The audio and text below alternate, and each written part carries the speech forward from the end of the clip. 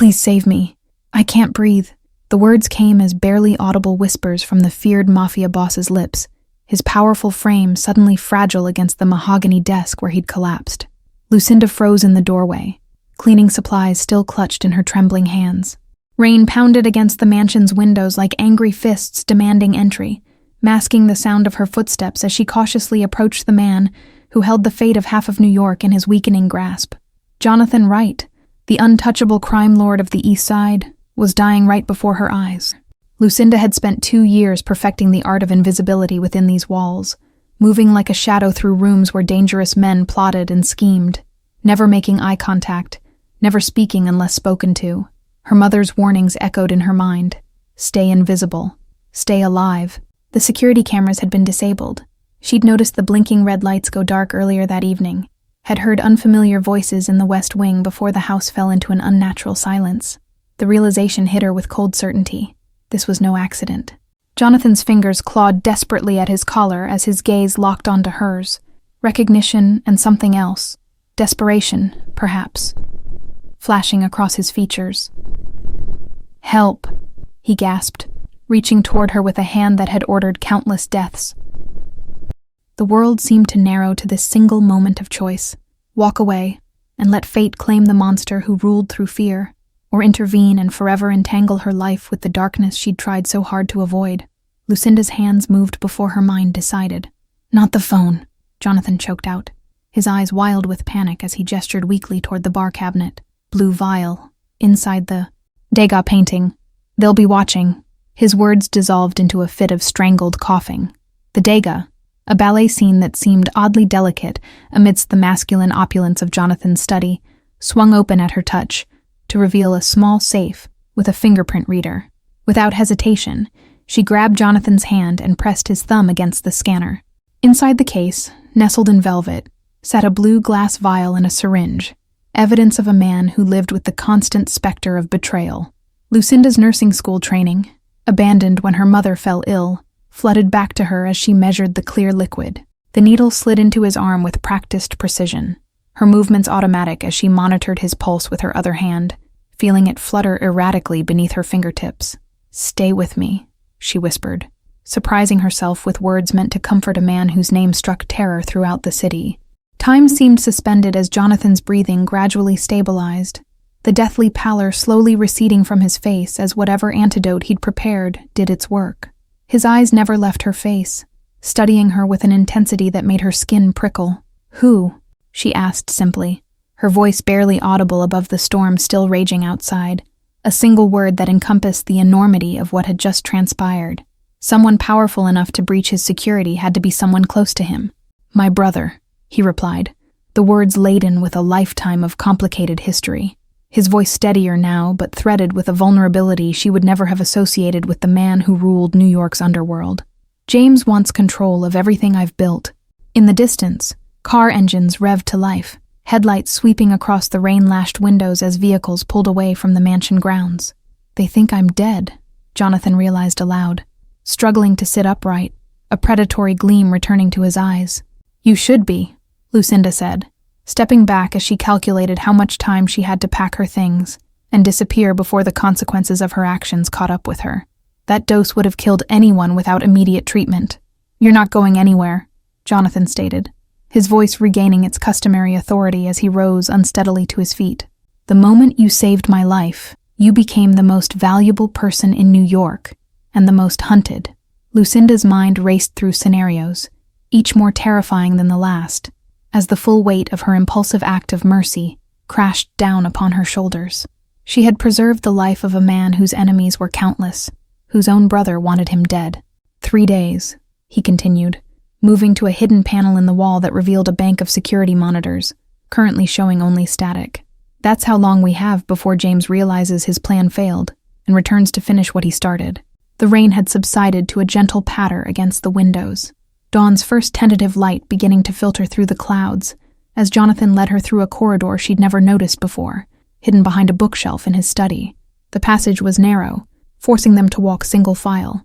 "Why did you help me?" he asked suddenly, pausing at a heavy metal door that required both a keycard and a retinal scan to open. "You could have let me die. Probably should have," given what you know about me, about my business." Lucinda considered lying, manufacturing some noble motivation that might ensure her safety, but something in his tone made her offer the uncomfortable truth instead. "I'm a nurse, or was, before my mother got sick and the bills piled up." The suite that opened before them was nothing like the ostentatious display of wealth in the main house. Spartan, functional, with concrete walls and utilitarian furniture that spoke of preparation rather than comfort. "My contingency plan," Jonathan explained, gesturing to the space. Security monitors lined one wall, showing not just the mansion grounds but various locations throughout the city. Restaurants, warehouses, street corners, all Jonathan's eyes and ears in his domain. A cabinet filled with medical supplies stood open. "Your expertise is wasted changing sheets and dusting shelves," Jonathan observed, sinking into a chair positioned before the bank of monitors, his complexion still ashen despite the antidote. "How much does my brother pay the agency for your services?" "Not enough to die for," Lucinda replied with unexpected boldness, her fear giving way to a simmering anger as the reality of her situation became clearer. "Not enough to become collateral damage in your family feud." Jonathan's laugh was unexpected, a genuine sound of amusement that transformed his face, softening the hard lines and briefly revealing a glimpse of the man he might have been under different circumstances. "Then name your price, Lucinda Ross." "I don't want your money," she said, the words surprising her even as they left her mouth, a plan forming rapidly as she assessed her unexpected leverage. "I want protection. Not just for me, but for my mother in the assisted living facility on Westbrook Avenue." Jonathan's eyes narrowed, calculation replacing amusement as he studied her with renewed interest, as if recalibrating his assessment of the quiet maid who had shown more courage and resourcefulness in one night than many of his most trusted lieutenants. "You have it. And when this is over, when you've dealt with your brother and whoever else was involved, I want out. New identities, enough money to start fresh somewhere far from New York, and a guarantee that no one comes looking for us." The demands tumbled from her lips before she could reconsider. "Ambitious for a housemaid," Jonathan remarked, but there was no mockery in his tone, only a curious respect as he extended his hand to seal their unlikely pact. "But then again, you're not just a housemaid anymore, are you?" The next morning brought a transformation so complete that Lucinda barely recognized the mansion she'd cleaned for 2 years. Half the staff dismissed, security doubled, and James Wright's portrait removed from the main hall, where it had hung opposite his brother's. Jonathan moved through the house like a ghost. "They used thallium," Jonathan explained later, sliding a toxicology report across the table in the secure room that had become their headquarters. "Slow-acting, difficult to detect, and nearly impossible to treat without specific knowledge of the poison." Lucinda studied the report, memories of toxicology lectures resurfacing as she recognized the symptoms that had nearly claimed Jonathan's life. This isn't an amateur's poison. It's expensive, difficult to obtain, and requires expertise to administer properly. Outside the bulletproof windows of their sanctuary, autumn leaves swirled across the immaculate gardens, a stark contrast to the tension that filled the room as Jonathan pulled up surveillance footage on one of the many monitors. "This is Dr. Wells, my personal physician for the past 5 years." The footage showed a distinguished gray-haired man entering Jonathan's study hours before the poisoning, placing something in the crystal decanter that always held Jonathan's evening whiskey. His movements were unhurried, confident, a man who believed himself unobserved. "You need to call the police," Lucinda suggested, knowing even as she spoke that her words would fall on deaf ears, that men like Jonathan Wright operated outside the boundaries of ordinary justice. The laugh that met her suggestion confirmed her suspicions. "The police are firmly in my brother's pocket, have been for years," Jonathan replied, pulling up another screen showing financial transfers to several high-ranking officials in the NYPD. "No, this will be handled my way, with one important difference." Lucinda felt ice form in her veins at his words, at the implication of being drawn further into his dark world, rather than maintaining the distance their agreement had promised. "I'm not a part of your vendetta. I saved your life. That doesn't make me your accomplice." Jonathan's eyes softened unexpectedly, genuine regret flickering across his features as he reached across the table, his fingers stopping just short of touching hers. "Not an accomplice, a witness. James doesn't know you saved me, doesn't know I'm aware of his betrayal." The plan, as Jonathan outlined it, was elegant in its simplicity. A family dinner, a prodigal brother returned from the dead, and the quiet maid who would serve the meals while wearing a recording device designed to capture James's inevitable confession. No bloodshed, no violence, just the truth exposed. "And if he recognizes me from the security footage?" Lucinda asked, the practical question cutting through Jonathan's carefully constructed scenario. "If he realizes I was there that night, that I'm the reason you're still breathing?" Jonathan's smile was cold, calculated, a reminder of exactly who she'd aligned herself with in this dangerous game. "Then I'll do what I've always done, protect what's mine. And for now, Lucinda Ross, that includes you." Days passed in a strange limbo as they prepared, Jonathan teaching her the intricacies of his family's dynamics while she monitored his recovery, an unlikely partnership forming through hours of proximity. She learned that the brothers had once been inseparable. "He was always the planner. I was the doer," Jonathan explained one evening, his guard lowered by fatigue, and perhaps the 2 fingers of whiskey he'd allowed himself, despite her medical objections. "Our father recognized that, put me in charge because James could never make the hard decisions." The invitation was delivered by courier the following morning, an elaborate card requesting Jonathan's presence at James's penthouse for a celebration of new beginnings. The irony wasn't lost on either of them as Lucinda helped Jonathan into his impeccably tailored suit. "Remember, no matter what happens tonight, our agreement stands," Jonathan assured her, his hand capturing hers in a gesture that felt strangely intimate after days of careful distance. "My brother will face justice, and you and your mother will get your fresh start. I give you my word." James Wright's penthouse gleamed with ostentatious wealth, crystal chandeliers casting fractured light across marble floors, where New York's elite mingled in blissful ignorance of the drama about to unfold. Lucinda moved through the crowd in her server's uniform, a ghost among the living. The recording device nestled against her ribs felt like a ticking bomb as she arranged canapes on sterling silver trays, her eyes constantly tracking Jonathan, who stood near the windows, champagne glass in hand. His apparent resurrection had caused quite the stir. James's face had drained of color when his brother walked through the door, his practiced smile freezing in place as shock and something darker, fear perhaps, flashed across his features. "Jonathan," he'd managed, embracing his brother with the enthusiasm of a man hugging a specter. "Surprise," Jonathan had replied, his voice pitched for the guests to hear, the perfect blend of amusement and brotherly affection. Only Lucinda could see the deadly intent lurking beneath the polished veneer of civility. Now the brothers circled each other in an elaborate dance, champagne glasses raised in mock toasts, exchanging pleasantries laced with double meanings that sailed over the heads of their oblivious guests. Lucinda moved closer, the microphone capturing every word.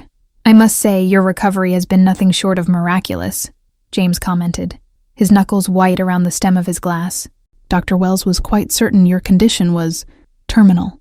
Jonathan's smile never reached his eyes as he leaned closer to his brother, voice dropping to a whisper that only the microphone and James could hear. "Thallium poisoning usually is. Lucky for me, I keep antidotes on hand for such brotherly concerns." James's composure slipped for just a fraction of a second before he recovered, a flash of calculation replacing the momentary panic in his eyes. "I'm not sure what you're implying, but perhaps we should continue this conversation in private." The study door closed behind the brothers with an ominous click, leaving Lucinda alone in the hallway, heart hammering against her ribs as she pressed her ear to the wood. The voices inside grew heated, accusations flying like bullets between the men who shared blood and betrayal in equal measure. "You've always been jealous."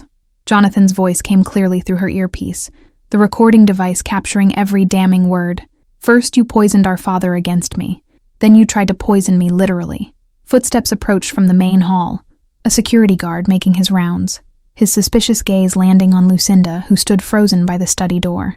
With quick thinking, she picked up an abandoned champagne glass, pretending to clear it. "The maid," the guard said suddenly, his eyes narrowing as he studied her face. "You're new, aren't you? I don't recognize you from the agency roster."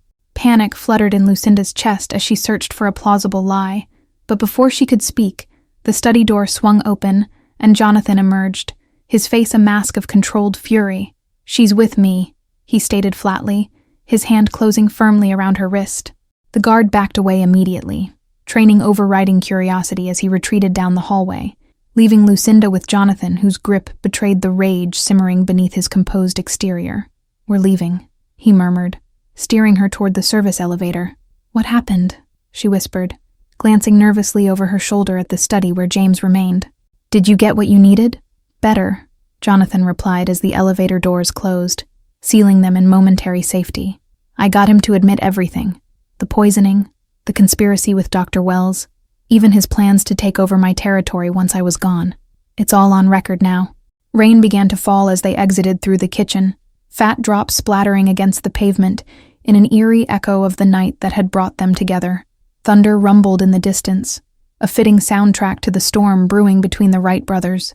Their driver was waiting 3 blocks away as planned, an inconspicuous sedan with tinted windows that swallowed them into anonymity as soon as they slipped inside. Lucinda's hands trembled as she removed the recording device, passing it to Jonathan, who immediately played back the confession. What happens now? She asked, as the city lights blurred past their windows, the familiar skyline rendered alien by the knowledge that nothing would ever be the same after tonight. What will you do to your brother? Jonathan's face was unreadable in the half-light, his profile carved in shadow as he stared out at the rain-slicked streets.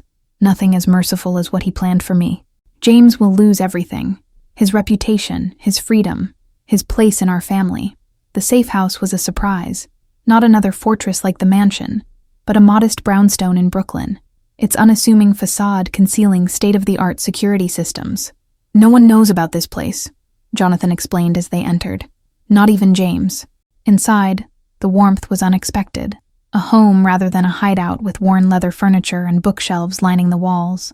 Lucinda moved through the rooms in quiet amazement, trailing her fingers across spines of well-read classics that seemed at odds with the man she thought she knew. My mother's books, Jonathan explained, noticing her surprise as she pulled a volume of poetry from the shelf. This was her house before she died, the only property I own that isn't connected to the family business. The revelation shifted something between them, a glimpse behind the curtain of power and intimidation that Jonathan wore like armor. Why show me this place? Lucinda asked, suddenly aware of how close they stood in the narrow hallway. Because you saw me at my weakest and chose mercy over advantage, he replied, his voice softer than she'd ever heard it. In my world, that kind of compassion is rarer than you can imagine. Dawn broke over Brooklyn, painting the sky in watercolor washes of pink and gold as they sat at the kitchen table, formulating plans over cups of strong black coffee. The recording would be their insurance policy, their protection against James's inevitable retaliation. We need to move your mother immediately, Jonathan said, his fingers flying across a laptop keyboard as he made arrangements. James knows about her facility. He'll try to use her as leverage against you. Lucinda felt cold dread seep through her veins at the thought of her fragile mother, caught in the crossfire of a mafia war. She can't be moved easily. She has dementia, needs specialized care. Any disruption to her routine could be catastrophic. Jonathan's expression softened with unexpected empathy, his hand covering hers briefly before returning to the keyboard. I know a private facility upstate, discreet, excellent care, and most importantly, unknown to my brother. She'll be safe there until this is over. As they worked through the logistics, a strange companionship formed between them, born of shared danger and tentative trust. Lucinda found herself studying Jonathan's profile when he wasn't looking, wondering at the complexities of a man who could order deaths without remorse, yet ensure a stranger's mother received proper medical care. You're staring, he observed without looking up, a hint of amusement warming his voice. Trying to reconcile the monster from the tabloids with the man who keeps poetry books? Something like that, Lucinda admitted, surprising herself with her honesty. You're not what I expected when I took this job 2 years ago. Jonathan's phone buzzed before he could respond, the screen lighting up with an incoming call that made his expression harden instantly. James, he said grimly, placing the phone on the table between them and activating the speaker. Right on schedule. The conversation was brief, tense, James proposing a meeting to resolve their differences, a transparent attempt to lure Jonathan into a trap. Neutral ground, just the two of us, James insisted, his voice crackling through the speaker with false sincerity. The abandoned ferry terminal at sunset, Jonathan agreed, ignoring Lucinda's alarmed expression. No security, no weapons, just brothers finally settling things like our father would have wanted. The call ended, and Lucinda erupted, her composure finally cracking under the strain of the past few days. That's suicide. He'll have men waiting. He'll finish what he started. You can't seriously be considering meeting him alone. Jonathan's calm was infuriating as he continued typing, apparently unconcerned by the death trap he'd just agreed to walk into. Of course I'm not going alone, he replied, glancing up with a gleam in his eyes that was almost playful. "I'm taking you." The plan he outlined was audacious, dangerous, a high-stakes game of chess where Lucinda would be both pawn and queen. "James doesn't know that you've seen his face on the security footage from my study. He thinks you're just another anonymous staff member. You want me to spy on your brother at the meeting?" Lucinda asked incredulously, trying to follow his logic through the convoluted layers of deception he was constructing. "Why would he let me anywhere near your conversation?" Jonathan's smile was sharp as a blade as he pulled up an architectural schematic of the old ferry terminal. "Because you won't be there as yourself. You'll be there as a ghost, a shadow in the maintenance tunnels beneath the main floor, hearing everything, seen by no one." The abandoned ferry terminal loomed against the sunset like a decaying cathedral, its rusted skeleton silhouetted against flames of orange and crimson that blazed across the harbor. Lucinda shivered despite the warmth of the evening as she followed Jonathan through a service entrance that had clearly been prepared in advance. "Remember, no matter what you hear, stay hidden," he instructed, checking the small recording device concealed in her pocket one final time. "If something happens to me, this recording is your insurance policy. Use it to negotiate with my lieutenant, Michael Grant." The maintenance tunnel was dank and claustrophobic, decades of neglect evident in the crumbling concrete and exposed wiring that hung like diseased veins from the ceiling. Lucinda moved carefully through the darkness, guided only by the small flashlight Jonathan had given her. Above, footsteps echoed as James arrived, his voice carrying clearly through the metal grating that separated Lucinda from the brothers' confrontation. "I'm surprised you came alone," James was saying, his tone conversational as though they were meeting for dinner rather than a potential execution. "Some things should stay between family," Jonathan replied, his voice positioned almost directly above where Lucinda crouched in the darkness. "Like attempted murder, for instance." The conversation escalated quickly, pretenses abandoned as James realized Jonathan had concrete evidence of his betrayal. "You've always been father's favorite," James spat, bitterness dripping from every syllable. "Even from the grave, he makes sure you keep everything while I get the scraps." "Is that what this is about?" Jonathan asked, genuine surprise coloring his voice. "After all these years, you're still fighting for a dead man's approval? I offered you equal partnership a dozen times. You were the one who always refused. Partnership was never enough," James shouted, his voice echoing through the cavernous terminal. "I wanted what was rightfully mine. Control, respect, the legacy father promised me before you turned him against me." A metallic click reverberated through the space, the unmistakable sound of a gun being cocked. Lucinda's heart hammered against her ribs as she pressed closer to the grating, straining to see what was happening above. "You always were predictable, James," Jonathan said with weary disappointment. "I knew you'd bring a weapon despite our agreement, just like I knew you'd try to poison me when negotiations failed." Something clattered to the floor. James's gun, Lucinda realized, as Jonathan continued speaking in that same controlled voice that somehow carried more menace than any shout. "My men have been in position since before you arrived. One signal from me, and they put a bullet through your skull." Silence stretched between the brothers, taut as a tripwire as James weighed his options. "What do you want?" he finally asked, defeat coloring his voice for the first time. "If you were going to kill me, you'd have done it already. I want you gone, out of New York, out of our business, out of my life," Jonathan replied, each word falling like a stone. "The recording of your confession goes to the FBI unless you disappear. Permanently." James laughed, a bitter sound devoid of humor. "You're giving me exile instead of death? That's not mercy, Jonathan.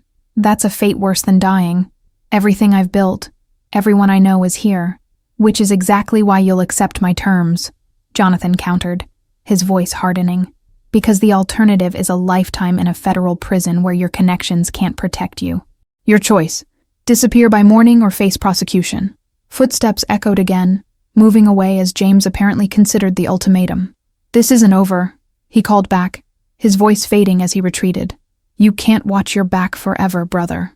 "I won't have to," Jonathan replied cryptically, waiting until the heavy metal door clanged shut behind James before speaking again. "You can come up now, Lucinda. He's gone." She emerged from the maintenance tunnel into the fading light, dust and cobwebs clinging to her clothes as Jonathan extended a hand to help her up.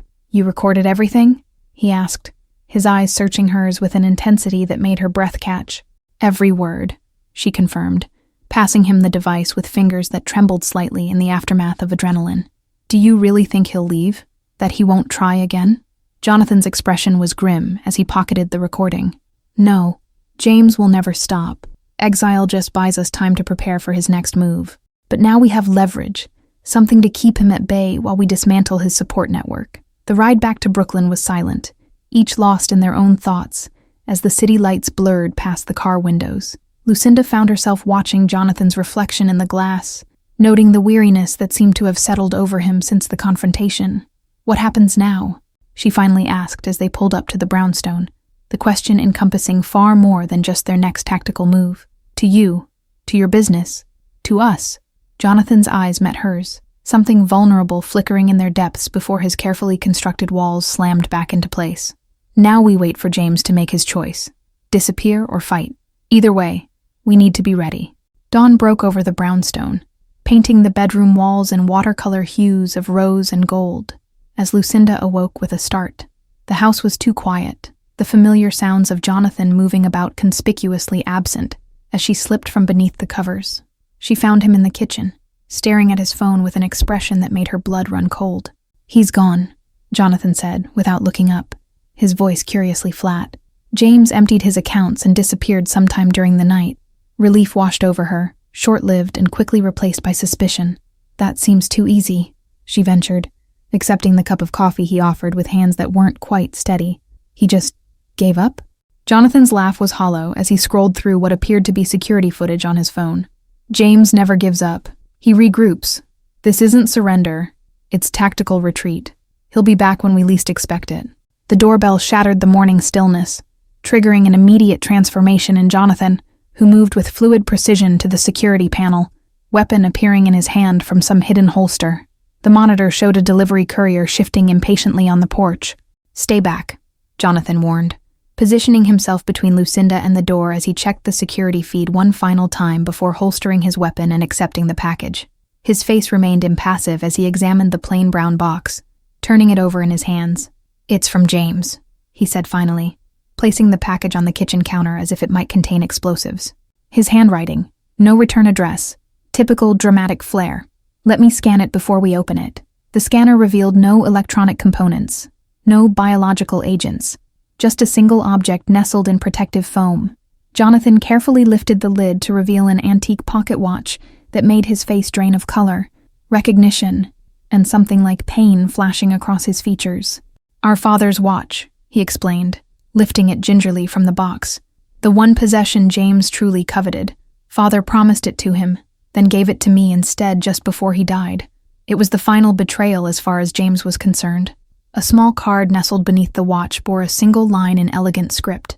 "Consider this my white flag. The war between us ends today." Lucinda watched as Jonathan turned the card over, searching for hidden meanings or threats, finding nothing but that simple declaration. "Do you believe him?" she asked, studying Jonathan's face as he continued to stare at the watch, ticking steadily in his palm, its gold case gleaming in the morning sunlight. Could this really be over? Jonathan closed his fingers around the watch, decision crystallizing in his eyes as he looked up at her. "No, this is James's most calculated move yet, appearing to concede while planning something bigger. The watch is significant. It's a message only I would understand." "The pocket watch holds another secret," Jonathan revealed, running his thumb across a nearly invisible seam in the gold casing. "A hidden compartment where our father kept microfilm of sensitive information. James knows I'll check it." When opened, the compartment yielded not microfilm, but a tiny memory card, modern technology hidden within antique craftsmanship. Jonathan's expression darkened as he connected it to his secure laptop, encrypted files populating the screen with financial records, property deeds, and offshore accounts. "These are all the legitimate businesses I've been building over the years," Jonathan explained, scrolling through the files with increasing concern. "James has been tracking my exit strategy, my attempts to go legitimate. He's telling me he knows my endgame." Lucinda studied the documents over his shoulder, recognizing rehabilitation centers, medical research facilities, and affordable housing projects that Jonathan had funded anonymously. "He's threatening your future, not just your past," she observed, understanding dawning in her eyes. "This changes our approach," Jonathan decided, shutting the laptop with quiet resolve. "James isn't just after revenge or territory. He's trying to ensure I can never escape the life, never build something better. That's why the watch with our family motto, He's mocking my attempt to change our legacy. Hours later, they stood in Jonathan's office at the mansion, surrounded by his most trusted lieutenants as they dissected James's possible strategies. Security had been tripled. Lucinda's mother moved to a secure medical facility upstate, and still Jonathan remained on edge. The pocket watch belonged to our grandfather, who built this family's fortune from nothing, Jonathan explained to the assembled men, the timepiece gleaming under the office lights. The inscription inside reads, "Time reveals all truths," our family motto, and, knowing James, a warning. The attack, when it came, was not the frontal assault they had prepared for, but a silent infiltration that might have succeeded if not for Lucinda's attention to detail. Walking through the east wing, she noticed a cleaning cart abandoned in a hallway where no cleaning had been scheduled. "Jonathan," she whispered urgently into the small communication device he'd given her, backing slowly away from the suspicious cart. "Something's wrong on the 3rd floor. There's equipment that shouldn't be here." His response was immediate. Security teams converging on her location from all directions as alarms blared throughout the mansion. "Get to the panic room," Jonathan commanded, his voice tense through the earpiece. "Now, Lucinda, don't stop for anything." She was halfway to the designated safe room when the first explosion shook the mansion's foundation, plaster raining from the ceiling as smoke began to fill the corridors. Disoriented, choking, she stumbled against the wall as a second blast knocked out the power, plunging the hallway into darkness. Strong hands grabbed her shoulders, pulling her into a side passage as a third explosion rocked the building. "I've got you," Jonathan's voice came from the darkness, his arm encircling her waist as he guided her through the smoke. James rigged the cleaning supplies with incendiary devices. The safe room sealed them in with a pneumatic hiss, emergency lights casting everything in an eerie blue glow as Jonathan activated the security systems with practiced efficiency. "He wasn't trying to kill us," he explained, studying the surveillance feeds. "This was a distraction." Realization dawned in his eyes as he frantically cycled through different camera feeds, stopping on the vault in the basement level. "The ledgers," he muttered, watching as masked figures efficiently cracked the supposedly impenetrable safe. "He's after the only evidence that could truly destroy him." Lucinda watched the silent footage with growing dread, understanding at last what James had planned all along. With those records, he could implicate you in every illegal operation while clearing his own name. The perfect revenge. You lose everything while he walks away clean. Jonathan's face hardened with determination as he began arming himself from the weapons cache concealed in the safe room walls. "I need to stop them before they leave the property. Those records don't just implicate me. They contain information that could hurt innocent people, including you. You can't go out there alone," Lucinda argued, grabbing his arm as he reached for the door release. "The building's on fire. James's men are everywhere. It's exactly what he wants you to do." Something shifted in Jonathan's expression as he looked down at her hand on his arm, then back to her face, conflict evident in his eyes. "I've spent my entire life fighting to protect what's mine," he said quietly, "but nothing I've built is worth your life." The decision crystallized between them, unspoken but understood, as Jonathan stepped back from the door, returning the weapon to its place on the wall. "Let him have the ledgers. With the recording we made at the ferry terminal, we still have leverage to keep him in check." Hours later, they stood on the mansion's lawn watching as firefighters battled the blaze that had consumed the east wing. The ledgers were gone, along with any trace of James's men who had vanished as quickly as they had appeared. "He thinks he's won," Jonathan said, his voice steady despite the destruction of his family home. "Let him keep thinking that while we build something he can never destroy." Lucinda turned to face him fully, searching his expression for any sign of the ruthless crime lord she had first encountered that rainy night that seemed a lifetime ago. "And what exactly are we building, Jonathan? More power, more enemies, more nights wondering if we'll survive until morning?" His hand found hers in the darkness, fingers intertwining with unexpected gentleness. "Something legitimate, something lasting. I've been moving assets into legal ventures for years. Real estate, technology startups, medical research. James never knew because he was too focused on the old ways. A fresh start," Lucinda whispered, barely daring to believe what he was suggesting. "For both of us? For my mother, too?" Jonathan nodded, his eyes reflecting the dancing flames that were consuming his past before them. "The Wright family built its fortune on fear and intimidation. I want to rebuild it on something stronger. Rehabilitation centers, affordable housing, medical facilities for people like your mother." The following weeks passed in a whirlwind of change, as Jonathan made good on his promise, dismantling his criminal enterprises piece by piece while strengthening his legitimate businesses. Lucinda found herself at the center of his transformation, her nursing background proving invaluable as they developed plans for a state-of-the-art care facility. News of Jonathan's transformation rippled through New York's underworld, former enemies approaching with cautious alliance offers while others retreated, uncertain how to navigate this unexpected evolution. The power vacuum created by his withdrawal from illicit activities sparked small territorial wars that Jonathan carefully monitored but refused to engage in. Lucinda's mother flourished in the specialized care facility Jonathan had arranged, moments of clarity breaking through her dementia more frequently as stress receded from her life. During one such lucid moment, she squeezed Lucinda's hand and whispered, "You found your path, just not the one we expected." Anonymous donations funded nursing scholarships at the university where Lucinda had once studied, a gesture she discovered only when Jonathan presented her with the foundation's paperwork over dinner one evening. "Second chances shouldn't be limited to us," he explained simply, the tenderness in his eyes still surprising her. The Brownstones' library became their shared sanctuary, books that had belonged to both their mothers now mingling on shelves that spanned generations and worlds. They spent evenings reading aloud to each other, healing old wounds with poetry and prose that spoke of redemption and renewal. Unexpected allies emerged from Jonathan's past, former employees grateful for generous severance packages, business associates relieved by his shift toward legitimacy, even law enforcement officials who silently appreciated the declining crime rates in his former territories. These connections formed an invisible shield around their new life, a network of protection neither had anticipated.